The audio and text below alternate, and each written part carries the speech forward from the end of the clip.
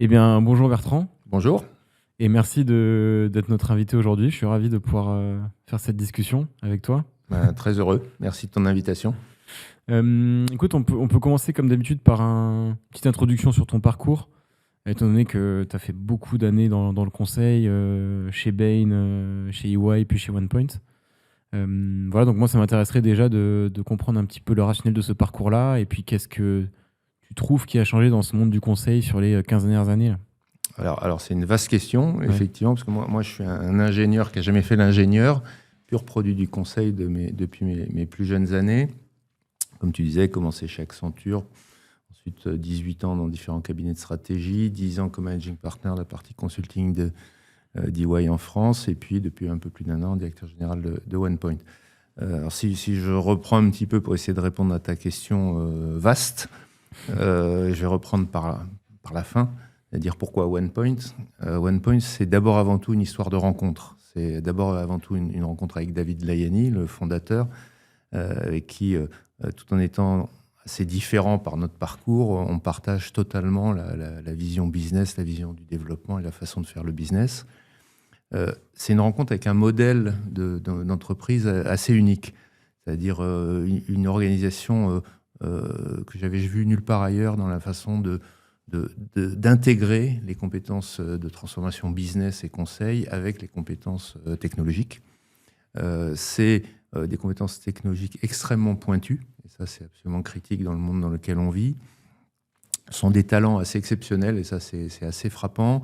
C'est une culture d'entreprise qui est assez différente, très bienveillante, très intégrative. C'est une qualité de client assez incroyable, avec des très grands comptes, des relations au plus haut niveau dans ces très grands comptes, et du coup, évidemment, un potentiel de développement de grands programmes de transformation business et tech vraiment important.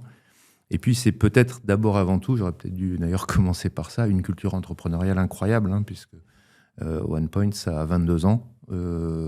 C'est parti de zéro, à partir de rachat de quelques sociétés à la barre du tribunal au départ. Et en 22 ans, c'est passé de 0 à 500 millions d'euros de chiffre d'affaires, 3900 professionnels. Donc une histoire intéressante de ce point de vue-là. C'est aussi une réflexion que j'ai eue sur les 10-15 dernières années, sur l'évolution du marché du conseil. C'était la deuxième partie de ta question. Avec, toi, après avoir passé près de 20 ans dans les cabinets de stratégie à conduire des grands programmes de transformation business pour des grands comptes, principalement du CAC 40, une conviction absolue qu'on était arrivé à un virage fort dans lequel la dimension technologique devenait absolument majeure dans toutes les transformations qu'on allait vivre.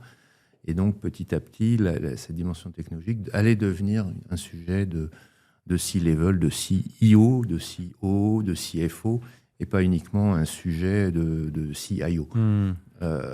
Et donc, c'est fort de cette réflexion-là que progressivement, je me suis dit que finalement, l'évolution de nos marchés du conseil en transformation stratégique, en grosse transformation business, allait aller de plus en plus vers des acteurs du marché qui maîtrisaient de plus en plus la technologie.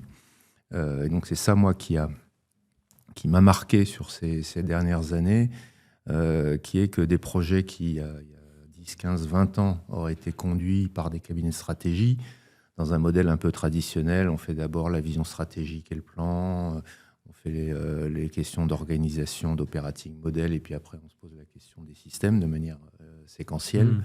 Aujourd'hui, on a une approche totalement inversée, c'est-à-dire que c'est à la fois complètement intégré, donc le côté digital, tech, se mélange complètement avec les sujets d'organisation, de process et de business, voire même ça part dans l'autre sens. Et ça démarre par la tech, et je pourrais citer, on accompagne aujourd'hui une grande banque française dans la réinvention de sa banque digitale pour les particuliers, avec un objectif intéressant, hein, d'une banque traditionnelle historique qui cherche à challenger Revolut. Donc, on est dans disrupter les disrupteurs.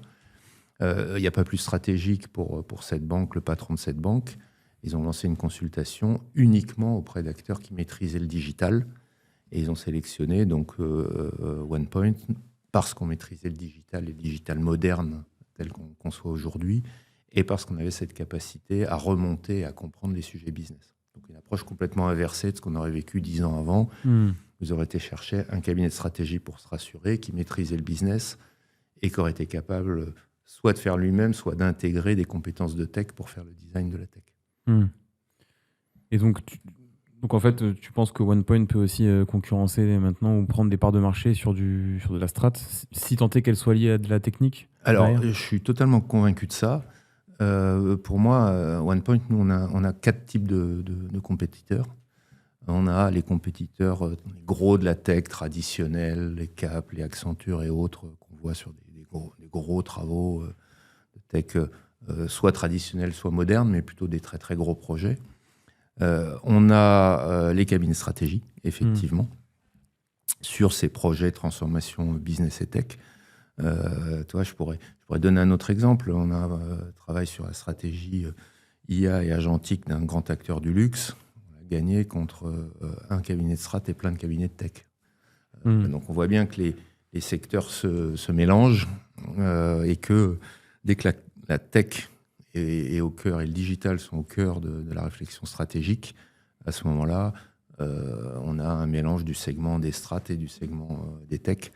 Et avec une conviction absolue de notre part que tu ne peux pas maîtriser la tech si tu n'es pas tech natif. Et donc, c'est compliqué pour un cabinet de stratégie de maîtriser la tech telle qu'elle est aujourd'hui. Et puis, ça pose un problème de price point par rapport à son operating model. Et donc, nous, on pense qu'on a notre carte à jouer de tech natif qui maîtrise la tech et ses évolutions et qui a la capacité de remonter la chaîne de valeur pour maîtriser les sujets business. Et à l'inverse, tu penses que le fait de descendre, je sais qu'on voit beaucoup de cabinets stratégiques qui essaient d'acquérir des entreprises tech ou des pure players tech. Je pense à BCG Gamma ou d'autres structures dans les autres. J'imagine qu'ils essaient de faire le chemin inverse. Ouais, ils essaient de faire le chemin inverse et certains y arrivent. Pas tous, mais certains y arrivent. Mais avec une limite, c'est qu'ils restent finalement sur des sujets qui peuvent pricer à un niveau de prix très proche de leur operating model à eux. Et donc, ils prennent une petite part de ces sujets tech, plutôt des sujets de stratégie, de gouvernance, de cadrage. Et en fait, le gros du marché de la tech, de la mise en œuvre, le make it happen, comme on dit, il n'est pas pour eux. Et ils ne cherchent pas à le faire et ils ne le feront jamais. Et donc, c'est un marché qui reste ouvert. Oui, parce qu'ils pourraient être tentés de se dire, je fais des prestations à des TJ un peu plus bas et je... Ouais, mais s'ils font ça, ils diluent leur profitabilité, ils diluent leur modèle, ils prennent des risques qu'ils n'aiment pas prendre. Et donc là, on est plutôt sur une logique de partenariat. Et ça, c'est intéressant. Hein. C'est là aussi, nous, on travaille avec tous les cabinets de stratégie de la place aujourd'hui, exactement dans ces logiques-là de complémentarité parfaite entre ce qu'apporte un cabinet de stratégie et ce que nous, on va être capable d'amener sur la réinvention des operating models, en intégrant cette transformation des business, des process, avec tous les sujets de tech qu'il peut y avoir derrière, les sujets de data. Et avec l'émergence de l'IA aujourd'hui, on est en train de voir une accélération de ces transformations-là et une accélération de l'emprise de la tech sur l'évolution stratégique et opérationnelle de nos clients. Ok. Et je reviens à ce que tu disais au début sur la rencontre avec David aussi qui t'a fait rejoindre OnePoint. Tu parlais du fait que vous aviez une même vision du business. Qu'est-ce que tu entends par là? Sur quoi vous êtes aligné fondamentalement qui fait que tu as pris cette décision? On est aligné fondamentalement sur l'ambition. Donc, tu vois, je disais que OnePoint, sous l'impulsion de David, ça a mis 0 à 10 ans pour faire 10 ans pour faire de 0 à 50 millions d'euros, 10 autres années pour faire 50 millions, 500 millions. Et là, on est assez alignés tous les deux sur le fait que les 10 années qui viennent, directionnellement, il faut qu'on fasse 500 millions, 5 milliards. Alors, ça peut paraître déraisonnablement ambitieux.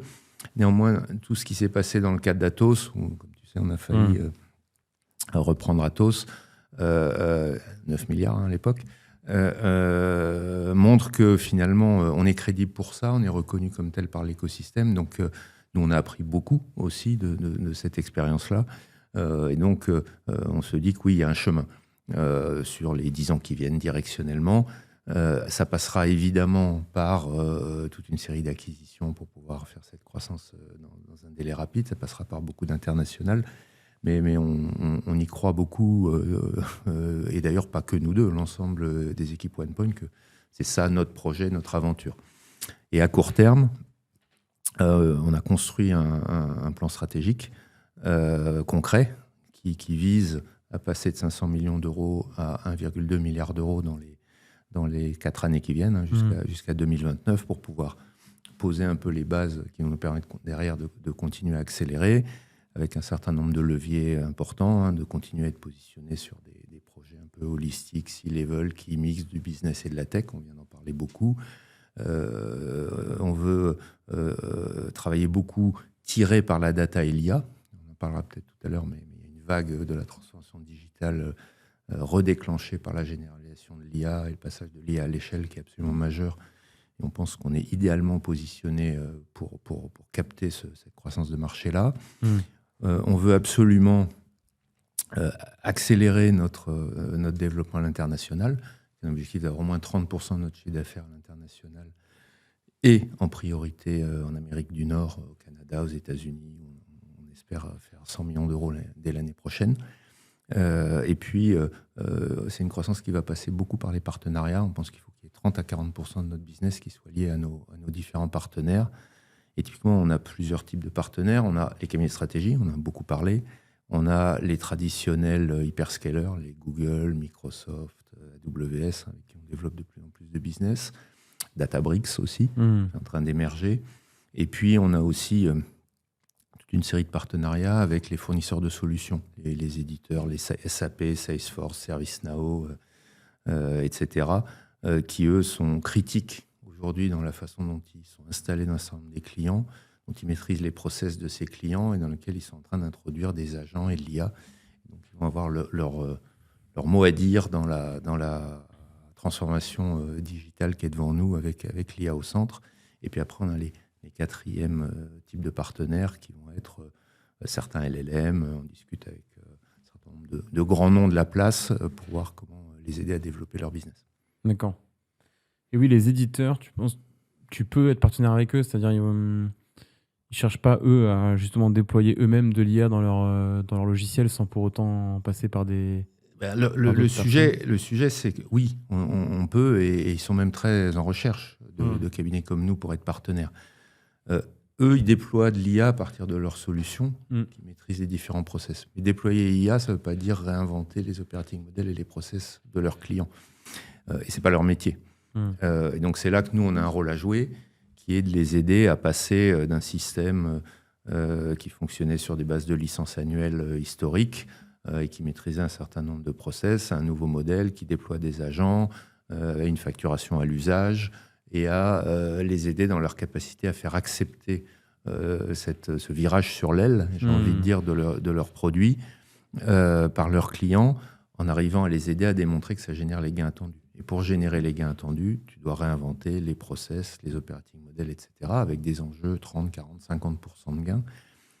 Mais ce n'est pas complètement leur métier de le faire eux-mêmes. Et c'est là que nous, on se retrouve bien en fonction de notre emprise dans ces différents clients et de nos compétences de capacité à structurer, à conduire, à mettre en œuvre des programmes de transformation business et tech. Okay. Mais on va effectivement en reparler. Je pense que c'est un point important, toute cette dynamique du conseil autour de l'IA. Et avant, je voulais revenir justement sur la croissance historique et à venir de OnePoint. Comment tu expliques, quelles sont les raisons selon toi de cette croissance forte justement sur les 20 dernières années là ? Qu'est-ce qui a... Alors, c'est quoi le modèle de réussite OnePoint ? Oui, c'est un modèle assez particulier. D'abord, c'est depuis toujours un cabinet qui a été positionné, on dit nous historiquement, on est l'architecte des transformations. Donc c'est le cœur d'aider nos clients décideurs, qu'ils soient business ou tech, à structurer leur transformation. Le OnePoint historique, c'était très des transformations autour de la tech. Ça correspondait au marché de l'époque. Le OnePoint d'aujourd'hui et de demain, c'est des transformations qui mélangent de manière intime le business, les IA, la data et la tech. Et je pense qu'une des premières recettes du succès de ces dernières années, ça a été cette capacité à voir ce modèle-là qui intègre complètement le conseil, le métier et la tech dans des équipes conjointes qui travaillent ensemble et pas, comme on peut voir ailleurs, dans des silos qui se regardent un peu de loin. Donc ça a été une des grandes forces de OnePoint. Une autre grande force de OnePoint, ça a été une capacité d'innovation permanente et une capacité de bascule avant en permanence, une capacité à se réinventer à chaque fois qu'il y a eu des évolutions de marché et de sentir ces évolutions et de prendre les virages avec un petit coup d'avance sur le reste du marché. C'est une culture extrêmement entrepreneuriale. Et moi qui ai fait pas mal de cabinets, c'est pas si courant, avec tout ce que ça veut dire d'oser faire des choses, de prendre des risques, de se donner le droit à l'échec. Ça, dans le conseil, c'est rare de se dire on a le droit de rater, pour autant qu'on sache apprendre de nos échecs et du coup sortir meilleur. Et à la limite, on se dit que si on réussit tout, c'est qu'on n'a pas essayé assez. C'est une organisation qui a aussi cherché à aller vite, donc à être très tiré par la croissance, tiré par le développement de ce point de vue-là. C'est une culture très, très différente, très plate. Il n'y a que 3 niveaux. Il y a les partenaires, les leaders et les associates. Donc beaucoup moins vertical, beaucoup moins hiérarchique que les modèles traditionnels, donc qui donnent une capacité beaucoup plus forte aux uns et aux autres de se développer. C'est une organisation qui, au-delà de cette dimension hiérarchique, a aussi extrêmement valorisé la dimension d'expertise. Ce qui fait qu'il peut y avoir des chemins de carrière qui sont des chemins où je grimpe vers partenaire, ou au contraire, je n'ai pas besoin de grimper, c'est pas mon chemin, mais je deviens de plus en plus expert sur des problématiques absolument critiques pour nous.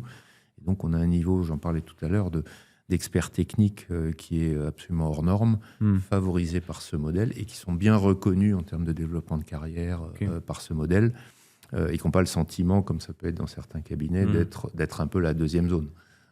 Donc ça, c'est un mélange un petit peu de tous ces éléments-là, puis aussi une capacité à prendre des risques, parce que c'est l'histoire de OnePoint ces dernières années, c'est ça. Atos, ça a été un risque. Ça ne s'est pas fait pour plein de raisons sur lesquelles on ne s'étendra pas aujourd'hui, mais qui a du coup beaucoup appris et qui nous permet là aussi de gagner un certain nombre d'années en termes de maturité dans notre développement futur. Donc c'est un peu une secret sauce qui mélange un peu tout ça, comme on dit en anglais, et qui a fait le succès de OnePoint. Et sans doute aussi, je terminerai là-dessus, un positionnement au bon endroit au moment où le marché évoluait. C'est-à-dire, finalement, un peu au milieu de ces 4 différents types d'acteurs dont je parlais tout à l'heure, les strats, les techs traditionnels, la partie consulting des Big Four qui de plus en plus se concentre sur les questions de compliance et de risque, et moins sur les vrais sujets de tech compte tenu des contraintes qui sont les leurs. Et finalement, au milieu de tout ça, mélangeant un peu ces différents éléments, OnePoint avait un petit coup d'avance dans le positionnement en matière de business model et a su capter ça. Et puis peut-être aussi une capacité à investir en permanence, et y compris investir dans les points bas. Et ça, ce qui se passe cette année, c'est un bon exemple. On va faire cette année, nous, 3 acquisitions. On a fait une en janvier, on en fait une en juillet, on en sera une fin septembre, dans un moment de marché où on entend dire que le marché est difficile et qu'il y a pas mal de monde qui souffre. Nous, on va plutôt bien, et on a pris ce risque d'investir dans les creux pour pouvoir être les premiers à bénéficier de l'effet de la reprise qu'on est en train de sentir d'ailleurs depuis juillet dernier, et avec une feuille de route sur l'année 2025 qui nous laisse à croire qu'on sera entre 13 et 15% de croissance, ce qui est important pour nous dans un marché qui est loin de ces chiffres-là, et avec cette vision qu'on doit toujours être entre 2 et 3 fois la croissance du marché, et en permanence dans une logique de gain de part de marché par rapport à notre compétition. Justement, c'était ma question sur quel est ton regard sur la conjoncture. C'est vrai qu'on a beaucoup quand même d'échos de nous, notamment d'ESN, pas que de conseils, mais aussi d'ESN qui disent vivre des moments difficiles. Au-delà du fait que c'est pas forcément la même situation pour OnePoint, comment t'expliques ça Alors, tu as raison. En fait, il y a eu plusieurs cycles récemment. Il y a eu l'année Covid qui a un peu freiné pas mal de choses. Il y a eu le boom incroyable des 2-3 dernières années qui ont suivi, où c'était la fête pour tout le monde. Et puis, depuis 2 ans, on a un marché qui est beaucoup plus difficile, beaucoup plus contraint. Il y a un petit effet de correction par rapport à des années extrêmement prolifiques. Et puis, il y a aussi un effet direct de l'instabilité politico-économique française et mondiale. Donc, on a la guerre en Ukraine, on a les tensions aux États-Unis, on a les tarifs douaniers, on a la situation incertaine en France, tant d'un point de vue politique que fiscal que économique. On a petit à petit un décrochage de l'Europe aussi, si on se dit la vérité, dans le monde économique global qui a fait que ça a inquiété un certain nombre d'investisseurs. Et c'est vrai que si tu regardes sur les 18-24 derniers mois, il y a eu des coups de frein donnés sur l'investissement de manière significative. Soit de l'investissement qui ne s'est pas fait avec finalement des clients un peu plus attentistes en essayant de voir ce qui allait se passer avant d'investir. Soit, et je crois que c'est même plus grave, un certain nombre d'investissements qui ne se sont pas faits en Europe mais qui se sont faits ailleurs compte tenu de cette un peu perte de compétitivité ou décrochage de la zone. Ça, c'est un sujet effectivement un peu inquiétant et c'est pas complètement terminé. On voit bien les difficultés qu'elle est toujours la France aujourd'hui. On voit bien les tensions qui perdurent aux États-Unis encore. Donc on rentre dans une phase où on va continuer à avoir une croissance économique molle. Et derrière ça, effectivement, un marché qui va sans doute reprendre sa croissance, mais qui sera une croissance faible ou intermédiaire par rapport à ce qu'on a pu vivre précédemment. Voilà. Si, pour donner un petit regard un peu plus optimiste sur la situation, nous, on a senti en 2025 un peu deux périodes. Première partie de l'année, les premiers semestres où effectivement on a des clients assez prudents. Et on a senti une reprise de l'investissement à partir de juillet de cette année et une activité septembre qui reflète ça et jusqu'à la fin d'année qui va être bonne. Donc ça, c'est plutôt encourageant. Je lisais que le PIB est finalement un peu plus haut que ce qu'on attendait. Et encore une fois, nos activités sont très directement liées à la croissance du PIB. Donc voilà, tout l'enjeu maintenant, c'est de savoir est-ce que cette confiance va se maintenir, est-ce que le gouvernement actuel va tenir suffisamment longtemps pour que les investissements continuent à reprendre et qu'on n'assiste pas juste à un feu de paille de consommation des budgets 2025, mais bien une reprise de l'investissement qui se confirmera en début d'année prochaine. C'est ça aujourd'hui. Alors nous, on a tendance à y croire parce que on pense qu'il y a un certain nombre de nos grands clients en particulier qui ont relancé ces sujets de transformation pour être compétitifs sur la top line, sur la qualité de la relation avec leurs clients, sur leur bottom line tout simplement. Et on pense que la tendance à laquelle on assiste aujourd'hui de réflexion sur la façon de généraliser l'IA à l'échelle et de son impact sur les operating models va réouvrir pour des cabinets comme nous une phase de croissance importante dans les années qui viennent. Et justement, pour aller sur ce sujet, tu disais que le sujet IA, data est en plein boom. C'est quoi actuellement la proportion des missions justement sur lesquelles ces sujets sont concernés côté OnePoint? Est-ce que c'est une énorme majorité? Oui, c'est une très grosse majorité. On parle IA et on est chez des clients sur des sujets d'IA et de data tous les jours. Je dirais 80% des demandes sont liées à des sujets de data, d'IA. Alors ça peut être des sujets qui sont des sujets de stratégie business. C'est quoi mes use cases de demain?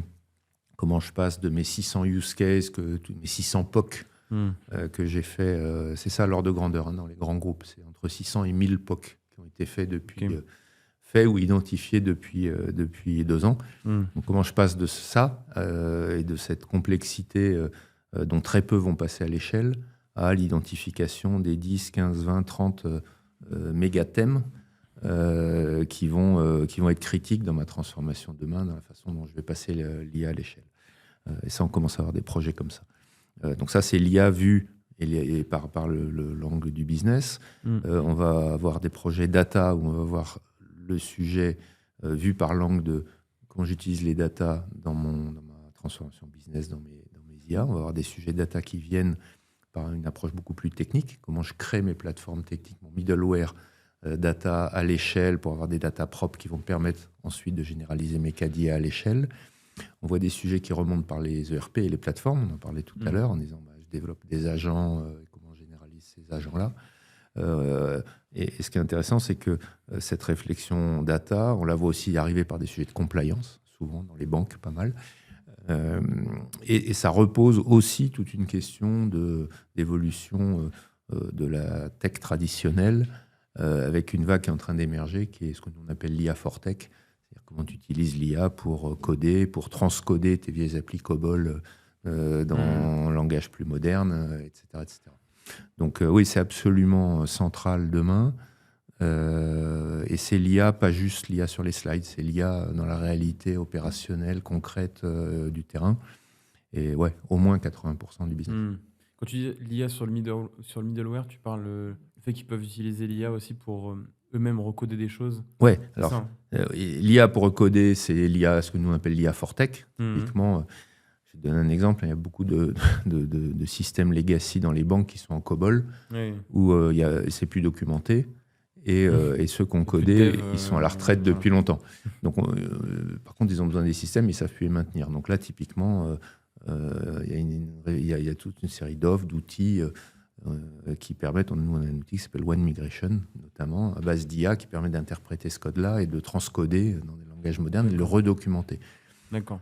Ça marche très fort aux États-Unis, c'est en train d'arriver en Europe, et là il y a un vrai sujet, une vraie opportunité. Il n'y a même pas besoin de TP, il n'y a pas besoin de peu de développeurs, moi j'imagine un petit peu. C'est pas totalement automatisé, mais ça permet d'aller retraiter une masse de données, une complexité que tu n'aurais jamais fait à la main, et puis d'avoir une approche un peu systématique qui te permet de garantir que ce que tu vas faire fonctionne. Ok. Non, très bien. Et ma question là-dessus, moi, c'est tous les acteurs que tu listais tout à l'heure. En fait, ma question, c'est de se dire, est-ce que ces acteurs vont être des partenaires ou est-ce que ces acteurs vont être des concurrents? Tu parlais des hyperscalers tout à l'heure.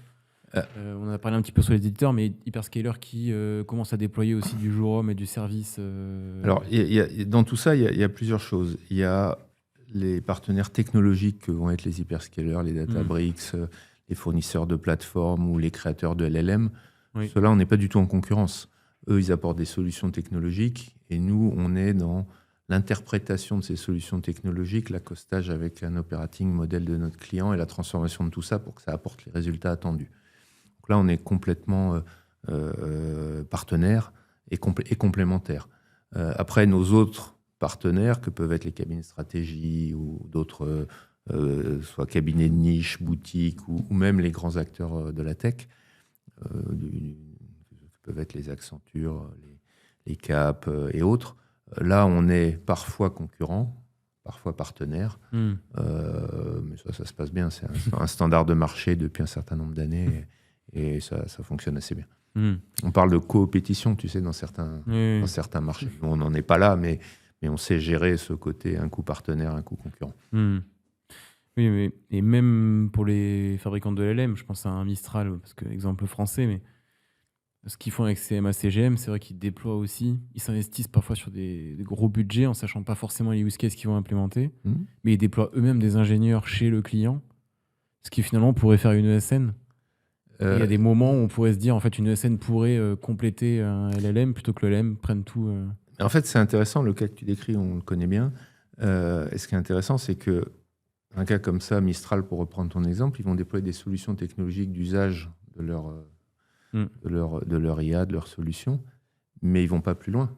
Ils ne vont pas dans la manière dont ça doit impacter les process métiers, l'operating model des clients. Ils ne vont pas dans la conduite du changement pour faire en sorte que les équipes du client adoptent et apprennent à travailler différemment. Et donc, ils ne vont pas dans la matérialisation concrète des gains tels qu'attendus dans un passage à l'échelle qui va faire que tu matérialises réellement les gains. Et c'est là qu'on est totalement complémentaires. Ok. Et est-ce que on voit aussi beaucoup émerger des logiciels de no-code qui du coup peuvent simplifier tout simplement le développement web. On a parlé aussi sur justement ces logiciels qui permettent de migrer sa code base d'un code legacy à un code plus moderne. Pareil, est-ce que tu penses que ça pourrait pas venir concurrencer un certain nombre de tâches que faisaient les ESN précédemment? En fait, oui. La réponse est oui, mais en même temps, ça va recréer d'autres tâches. Et c'est assez intéressant parce que je vais te prendre un exemple. On dit l'IA va remplacer les codeurs. Sans doute. Mais pour arriver à faire un code de qualité avec une IA, il faut écrire des prompts qui sont d'une qualité qui sont pas loin d'un savoir-faire de codeur, pour aller dans la sophistication de ce que tu vas aller chercher. Et c'est intéressant, quand tu pratiques ça de manière un peu intensive comme on le fait nous, tu peux te retrouver avec des prompts qui font 1, 2, 3 pages pour aller dans des schémas assez sophistiqués. Que ce soit d'ailleurs pour produire du code, pour transcrire du code, pour produire des documents, des analyses de marché, etc. Et donc en fait, on a une partie du code qui était fait traditionnellement par des codeurs, qui sans doute sera automatisée dans des délais assez courts. Mais pour l'automatiser, tu auras aussi une partie de création de prompts qui vont nécessiter finalement une évolution des savoir-faire plus qu'un remplacement des savoir-faire. Donc on est... si j'étais provocateur, je dirais qu'on est face à une évolution schumpeterienne. Et ce qui est intéressant, c'est que oui, ça bouleverse tout. Nous, on aime bien ça parce qu'en fait, nous, notre métier, c'est l'innovation, c'est gérer cette innovation-là. Et donc, c'est aider nos clients à tirer profit de cette innovation, à faire les bons choix dans un environnement qui est très compliqué. Parce que quand on parle IA, LLM et solutions, tu as une annonce toutes les semaines. Et donc, pour nos clients, c'est compliqué parce que finalement, la question qui se pose, c'est il y a beaucoup d'argent à investir dans un marché qui évolue très vite, instable. C'est quoi la bonne solution sur laquelle je dois investir et sur laquelle je fais all-in? Parce que si je fais juste des petits tests, je n'ai pas les impacts. Ça, c'est ce qui s'est passé pendant 18-24 mois. Et maintenant, on est dans une phase où il faut basculer, faire des investissements massifs. Et donc, il faut faire des choix. Et c'est compliqué de faire des choix. Et une partie de notre job à nous, c'est justement d'être un tiers de confiance qui maîtrise ces sujets-là et qui est capable d'aider ses clients à faire des choix éclairés, rationnels, dans un environnement d'innovation compliqué. Donc oui, tout bouge, mais dans nos métiers, nous, du conseil, transformation, business et tech, c'est le nerf de la guerre.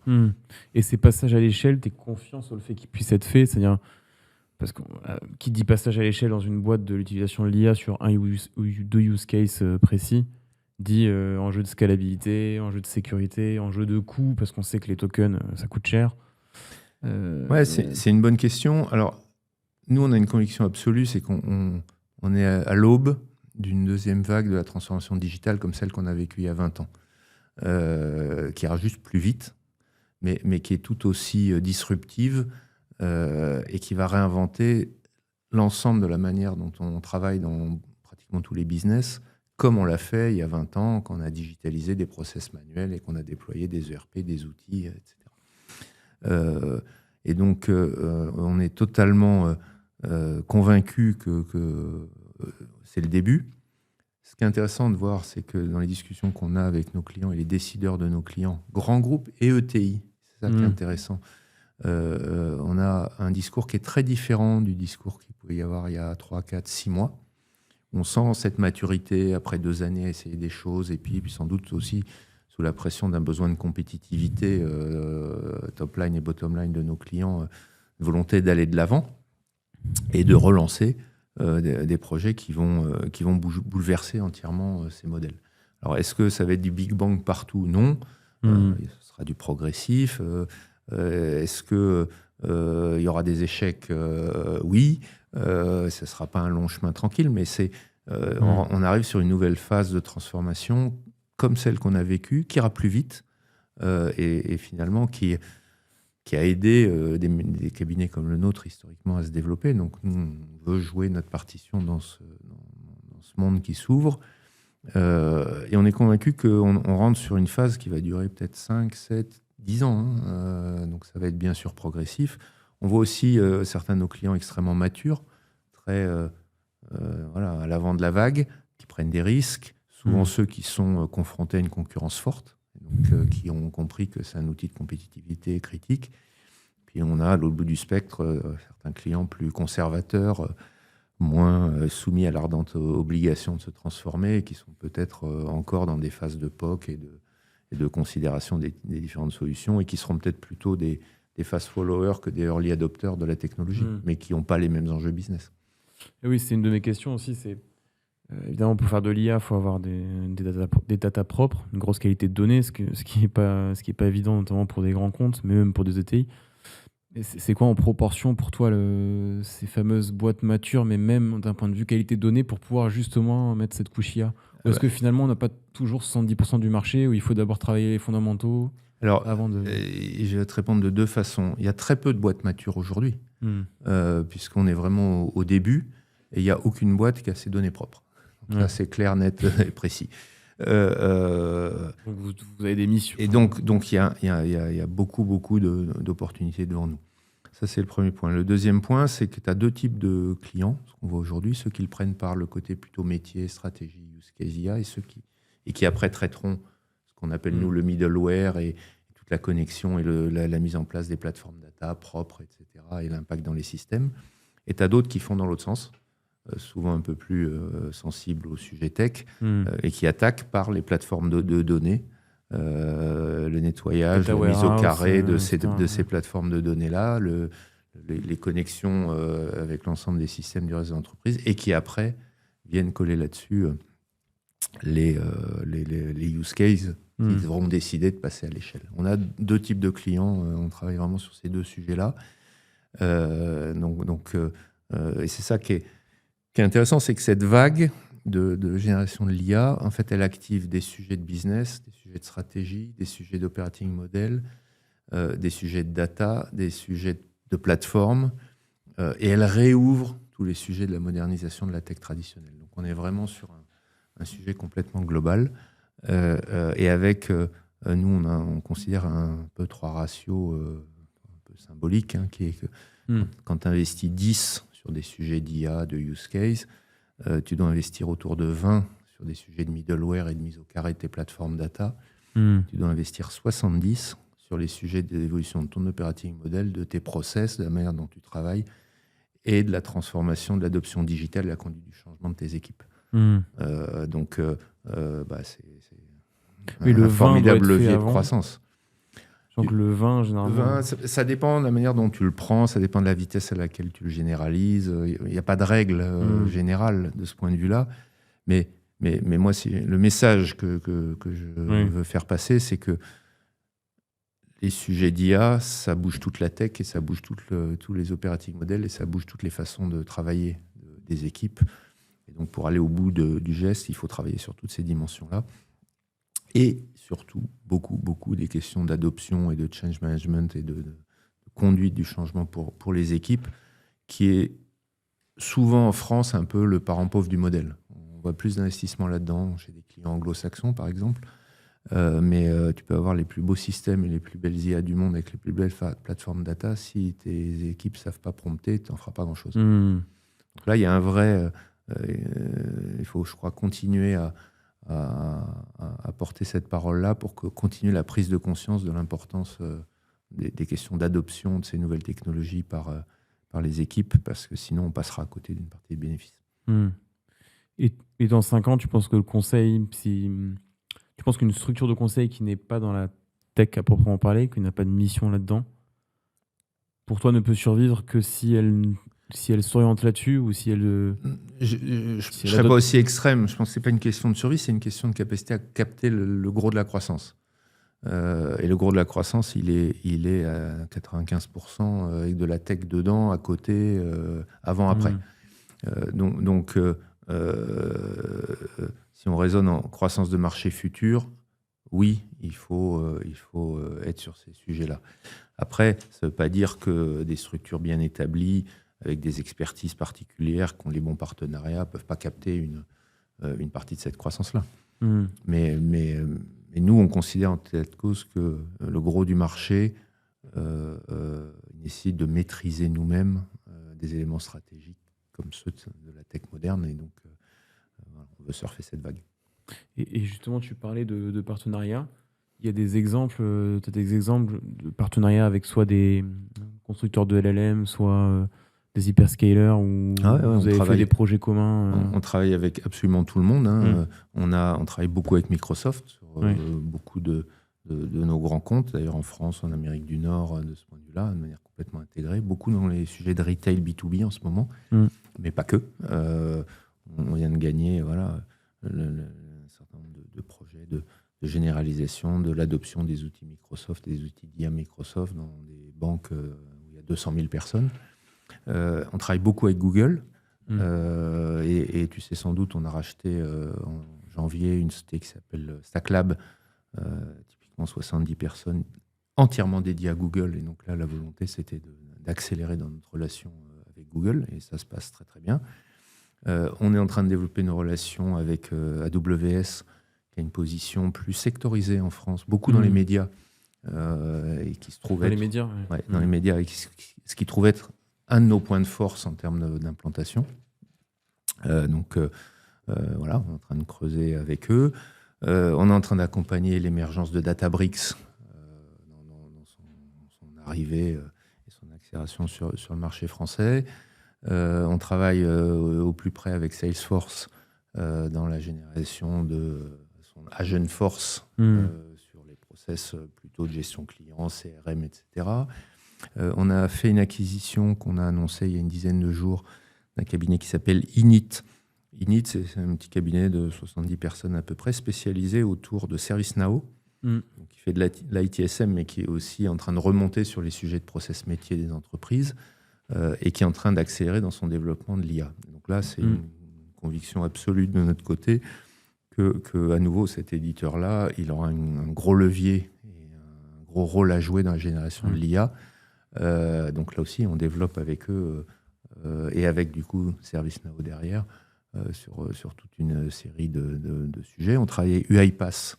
UiPath, tu sais, c'est l'ancien éditeur de solutions de robotique, RPA, donc très implanté chez pas mal de clients, beaucoup sur les process, et qui a introduit évidemment des solutions IA et agentiques, et avec qui on travaille pour les implémenter et réinventer les process à base d'IA. Et là, à nouveau, on travaille des endroits où ils sont implantés significativement parce qu'ils ont les outils, ils maîtrisent les process.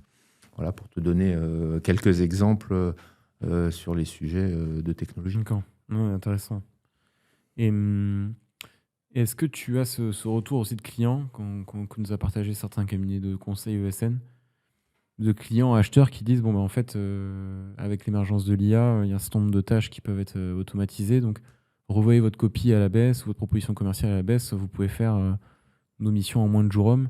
Est-ce que tu es confronté à ce genre de choses ? Oui, on a pu commencer à l'être ponctuellement. D'ailleurs, c'est intéressant, dans le marché très très tendu, très concurrentiel de ces dernières années, c'était pas tant une demande explicite de certains de nos clients, mais pratiquement une espèce de posture de certains de nos concurrents qui prenaient le risque en disant je te fais un discount année 2, année 3 parce que ça sera automatisé à base d'IA, etc. Donc oui, on l'a vu émerger. Ça sera une des évolutions de marché au fur et à mesure que ça se développe. Ça touchera beaucoup les sujets d'intégration, de code, de paramétrage, de solutions, ça c'est sûr.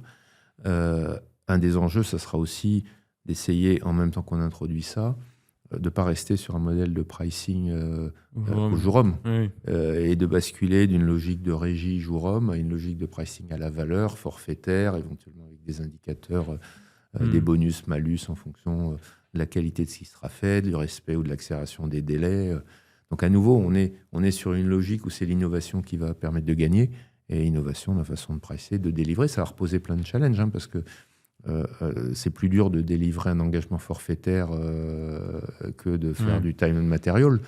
Mais en même temps, ça participe, cette évolution, d'une professionnalisation du marché qu'on voit depuis 20-30 ans. Et donc, c'est l'évolution concurrentielle de ce marché-là où, pour survivre, pour grandir, il faut être innovant et il faut être meilleur que les autres.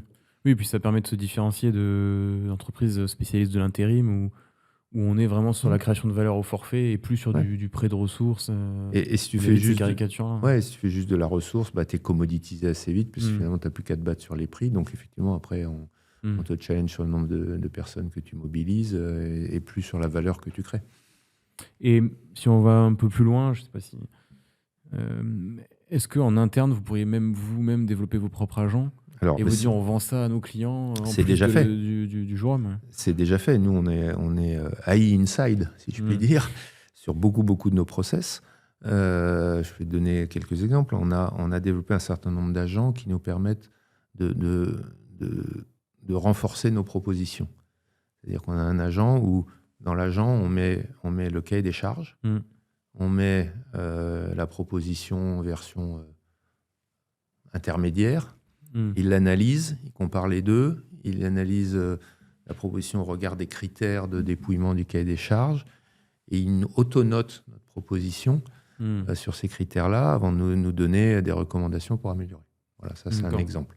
On fait ça dans le recrutement, beaucoup, puisque on voit énormément de CV, on voit plusieurs milliers de CV tous les ans, donc, absolument massif. On recrute autour de 750 personnes par an, donc ça veut dire qu'on voit peut-être 10 000 CV, 15 000 CV.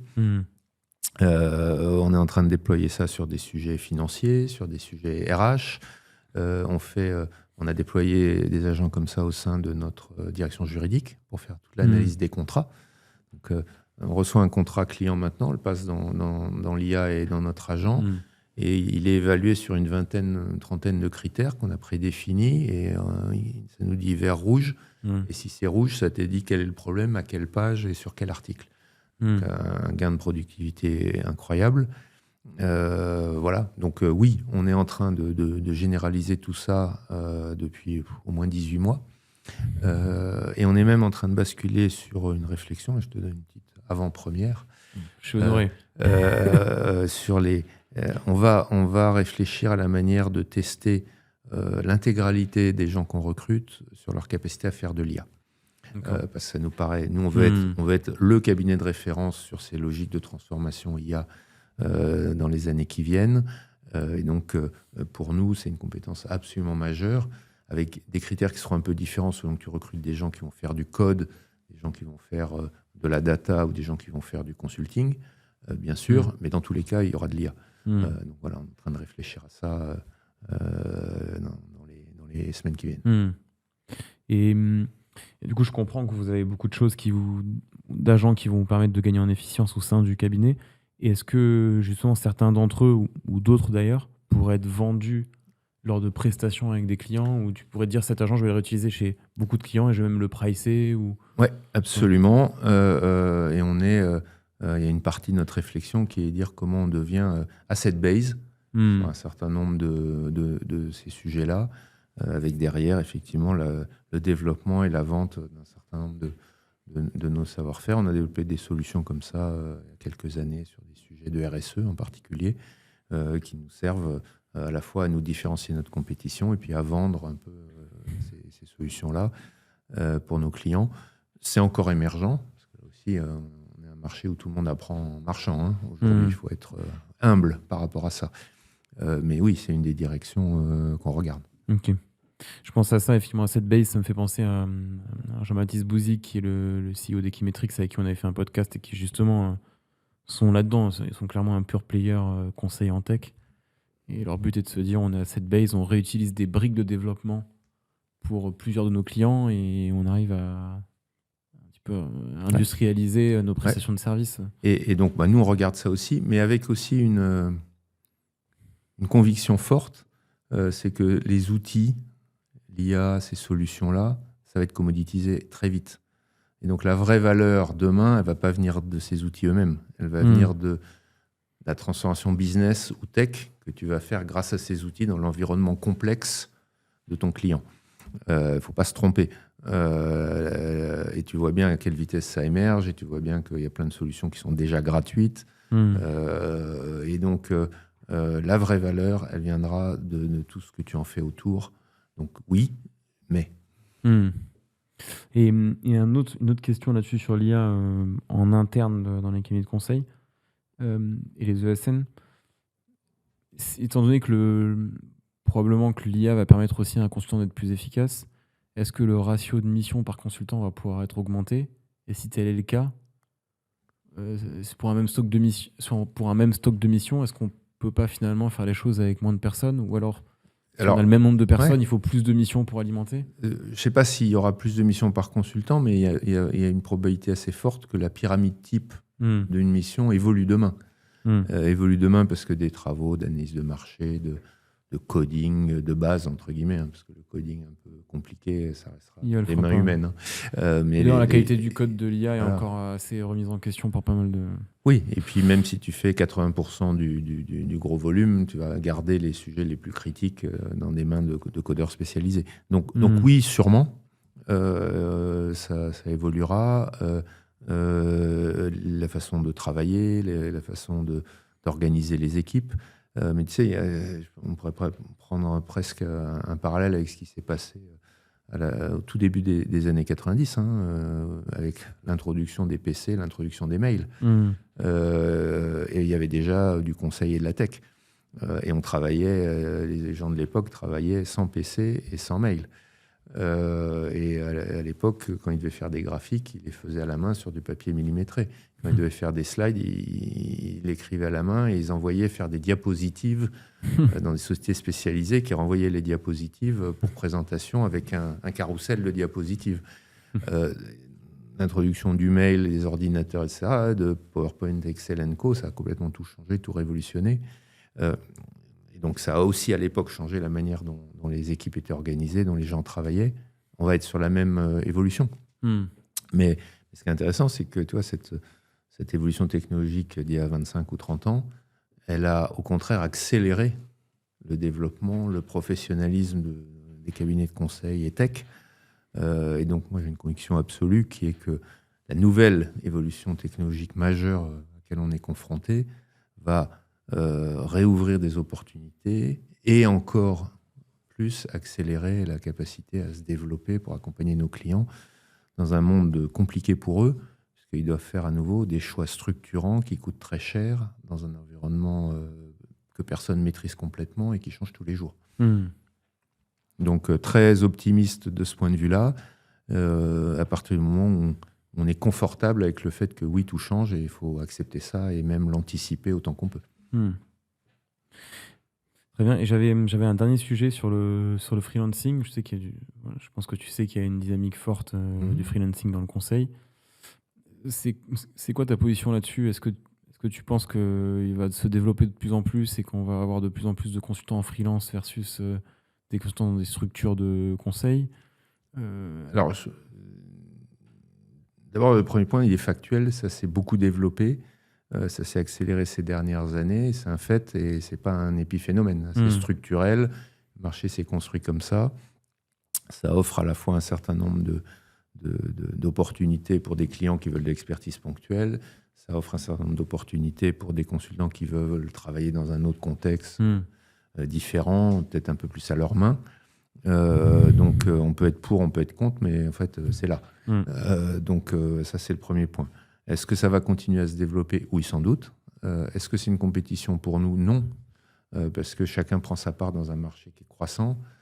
Et est-ce que quand on vise à accompagner des clients dans la conception, la structuration, le lancement et la mise en œuvre de gros projets, on n'est pas en concurrence avec des freelances. Donc, une partie de nos activités, quand on fait du placement de ressources en time matériel, on peut l'être. Mais ça reste, extrêmement marginal.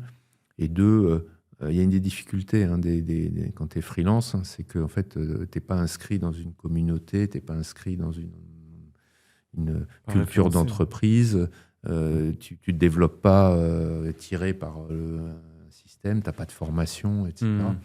Donc, moi, je pense que c'est deux parties du marché qui coexistent. Et on est confortable avec ça, en fonction des besoins, des envies, des attentes de chacun, de ce point de vue-là. Ok. Et j'ai un sujet qui me revient suite à ce que tu disais sur l'expansion internationale côté OnePoint, notamment en Amérique du Nord. Est-ce qu'il y a une velléité aussi d'investir fortement en Europe, mais même hors France ? Oui. En parallèle justement de l'Amérique du Nord ? Alors peut-être pour t'expliquer un petit peu, l'international, c'est une de nos grandes priorités pour 2-3 raisons. La première, c'est qu'on veut accompagner nos grands comptes dans leur expansion internationale. La deuxième raison, c'est qu'il y a toute une série de zones géographiques dans le monde où la croissance est forte, plus forte qu'en Europe, et aussi des zones où l'innovation est plus forte qu'en Europe. Et c'est une des raisons pour lesquelles il faut qu'on soit en Amérique du Nord. La croissance est très forte, mais l'innovation est plus forte. Ils ont 1, 2, 3 ans d'avance sur ce qu'on peut faire en Europe. Et donc, c'est important d'être là-bas, de sentir ça et du coup, d'être en avance sur ce qui peut se passer en Europe. Donc là, on a posé une stratégie assez claire. On veut une forte présence Amérique du Nord. Donc ça c'est fait. On est en train de boucler une acquisition qui sera annoncée toute fin septembre pour préparer notre volonté de faire 100 millions en Amérique du Nord l'année prochaine. On est en train d'accélérer dans nos implantations historiques, donc en Belgique. On a ouvert à Londres en avril dernier. On est présent en Asie-Pacifique, Australie, Singapour, Kuala Lumpur. Et on a accéléré notre développement depuis un peu plus d'1 an au Maroc. On s'est établi au Maroc et où on a un accord avec le gouvernement marocain qui a été annoncé en juillet pour créer un centre d'expertise, data, IA, tech de 500 personnes dans les années qui viennent. Ça, c'est là où on est. Ensuite, on a une deuxième vague dans notre développement international et on va se développer dans les pays adjacents à la France en Europe. Et on va commencer par l'Europe du Sud, puisque c'est là où on a une très forte croissance à la fois économique en ce moment, mais aussi sur ces projets business et tech. Donc l'Italie et l'Espagne sont 2 très bons candidats de ce point de vue-là. On commence à regarder des sujets en Italie. On se développera en Suisse, en Allemagne et au Royaume-Uni, en Hollande, sans doute dans un deuxième temps, lorsque les conditions économiques de ces pays du Nord seront un peu plus favorables. Et puis on aura une dernière vague qu'il faudra qu'on mette en œuvre, qui sera le Middle East, donc les pays du Golfe. Est-ce que c'est Dubaï, est-ce que c'est Abu Dhabi, est-ce que c'est l'Arabie Saoudite? En tout cas, voilà, ça c'est sur notre feuille de route des années qui viennent. D'accord. Ok, il y a fort à faire. Ouais, on ne va pas s'embêter. Non, très bien. Écoute, merci beaucoup Bertrand pour la discussion. Merci à toi, Arnaud. Et puis, écoute, j'espère à bientôt dans un prochain épisode et merci encore pour toutes ces insights. Merci de ton accueil et à très bientôt. À bientôt, merci.